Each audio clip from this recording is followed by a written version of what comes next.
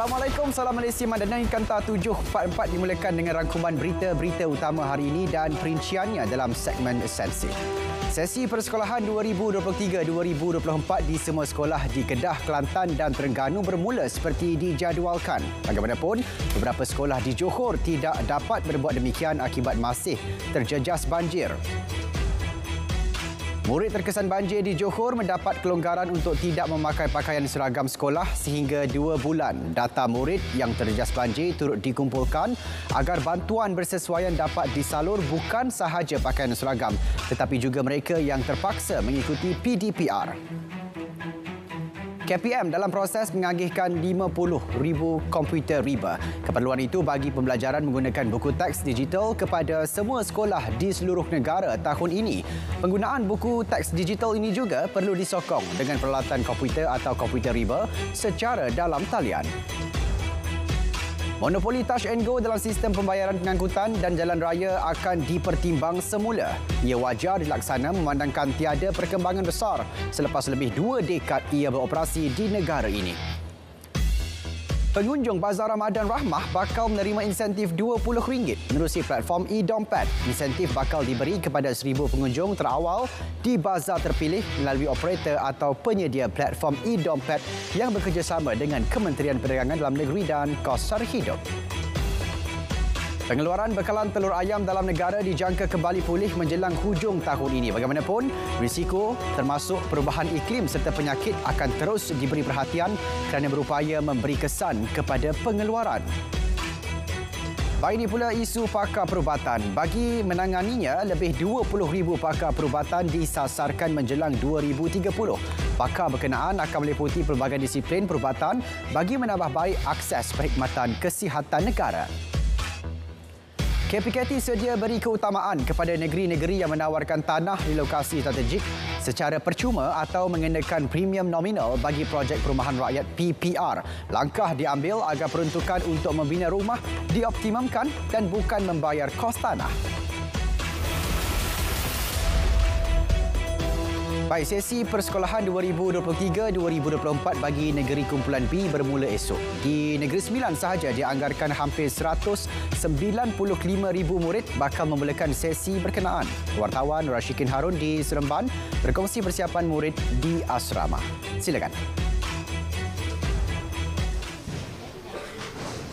Baik, terima kasih. Saya kini berada di Sekolah Menengah Kebangsaan Tunku Ampuan Dura bagi meninjau persiapan pelajar memasuki asrama sempena pembukaan sesi persekolahan 2023-2024 esok. Dan jika anda dapat lihat suasana di belakang saya ketika ini meriah dengan kehadiran ibu bapa, guru dan juga ahli keluarga pelajar yang memasuki asrama untuk membantu sama-sama mempersiapkan persiapan mereka di asrama ini. Dan di sekolah ini boleh menempatkan sehingga 250 orang pelajar di asrama harian mereka.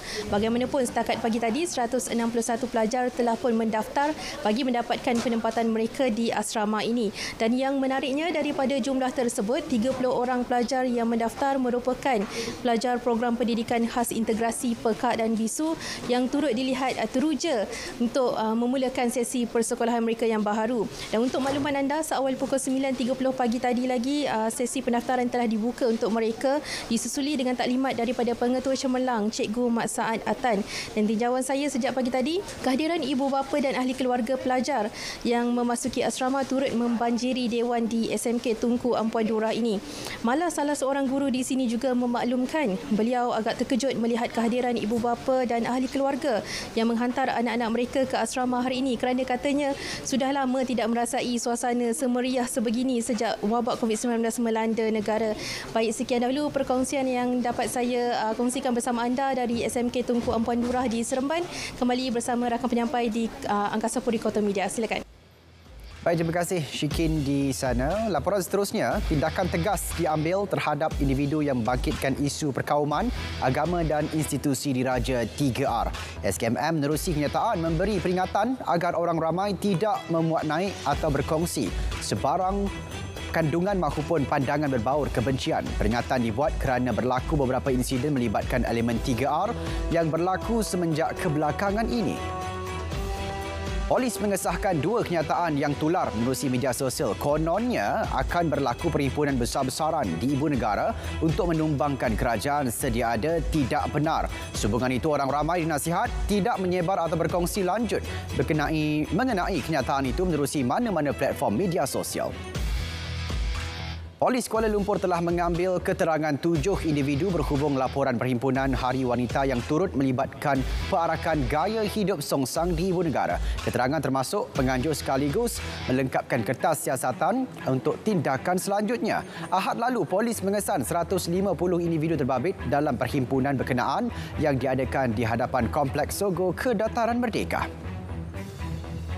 Satu kertas siasatan berhubung penganjuran program Jom Ziarah Gereja dibuka. Walaupun program telah dibatalkan semalam, satu laporan polis telah diterima berhubung kes berkenaan. Polis telah merakamkan kenyataan pengadu serta beberapa saksi bagi membantu siasatan. Pembukaan MRT laluan Putrajaya Fasa 2 menjadi tumpuan awam hujung minggu ini. Rata-rata warga kota tidak melepaskan peluang membawa keluarga masing-masing merasai pengalaman menaiki laluan baharu itu. Wartawan Rawin Sanwagam yang turut serta ada perinciannya. Baik, terima kasih. Selamat malam dan salam Malaysia Manadi kepada penonton Kanta 744. Saudara, seperti mana anda sedia maklum, ketika ini saya berada di MRT laluan Putrajaya. Saya membuat tinjauan di sini selama 3 jam untuk mengikuti perkhidmatan yang disediakan di sini.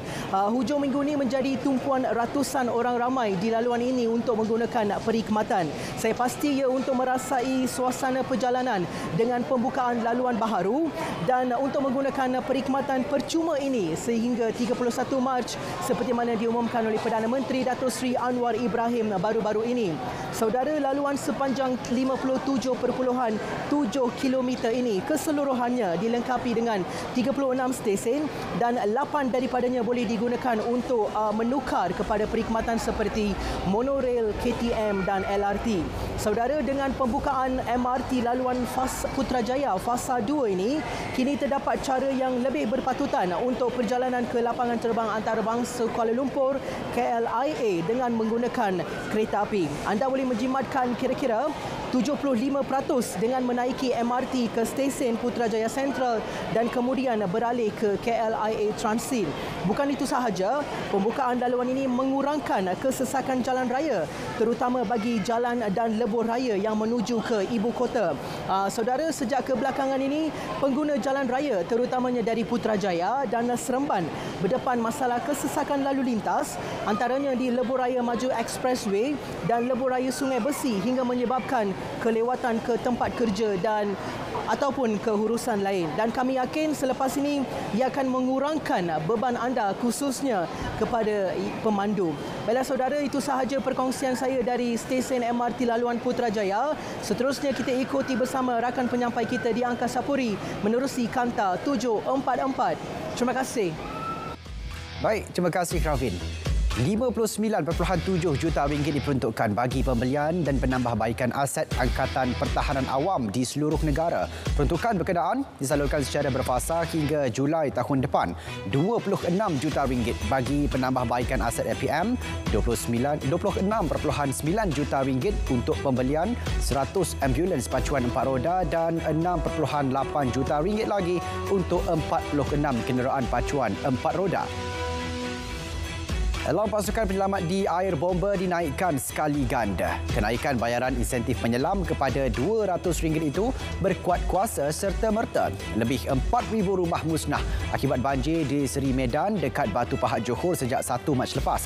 Angka itu melibatkan 5,670 ketua isi rumah. Sehubungan itu, kegiatan ekonomi di kawasan berkenaan dijangka mengambil tempoh setahun untuk pulih dengan nilai kerugian dianggarkan lebih RM100 juta. Banjir di Segamat pulih sepenuhnya. Susulan itu, pusat pemindahan sementara PPS terakhir yang beroperasi di daerah berkenaan ditutup petang tadi. Seorang individu yang dilaporkan terjun ke dalam sungai di Kajang semalam ditemukan maut. Bomba Selangor mengesahkan mayat dijumpai pagi tadi, kira-kira 3 km dari lokasi terakhir mangsa dilihat.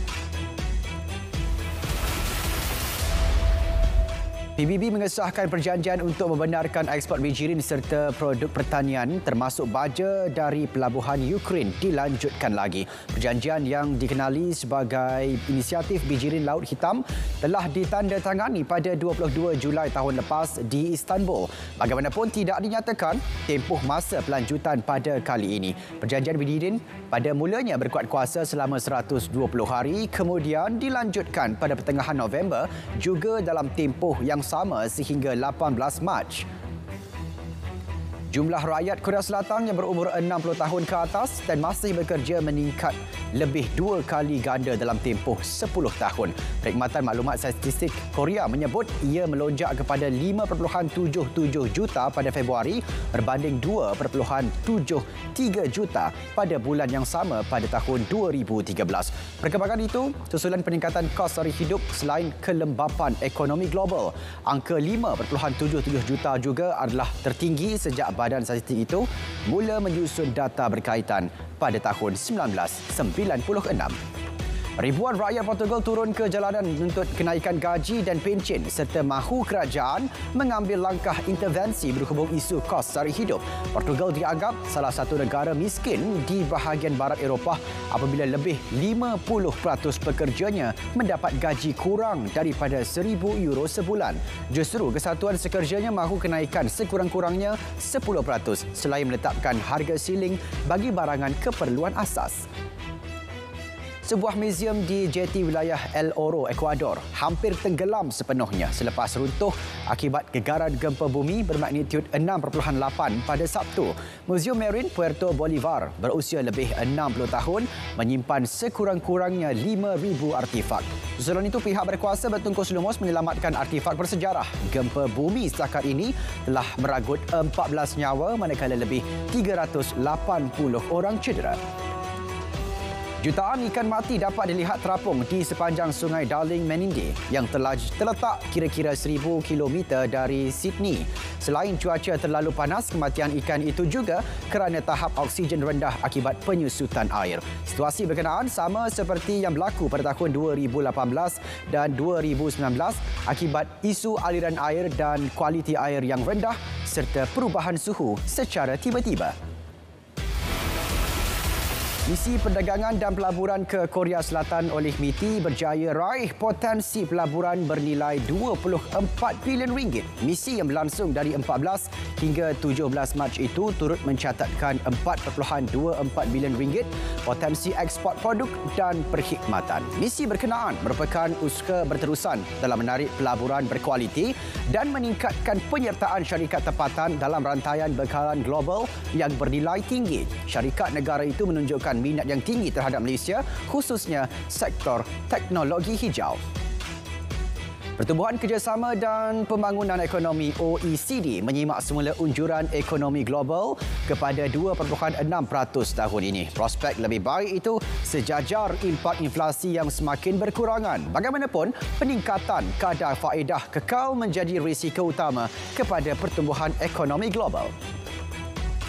Ringgit dijangka menyaksikan dagangan lebih berhati-hati namun cenderung mengukuh berbanding dolar Amerika Syarikat minggu depan. Pasaran dijangka terus bertahan dalam tempoh menjelang keputusan Rizab Persekutuan FED berkaitan dasar monetari. Bursa Malaysia Berhad mengenal pasti beberapa laman Facebook yang menyalahguna nama Ketua Pegawai Eksekutif Datuk Muhammad Umar Swift. Justru Bursa Malaysia mengharapkan orang ramai agar berhati-hati serta berwaspada dengan penipuan pelaburan dan pancingan data scam. Saudara, paparan itu mengakhiri Kanta 744. Ikuti berita perdana selepas ini untuk paparan berita komprehensif. Saya Syarul Islam. Assalamualaikum. Salam Malaysia Madani.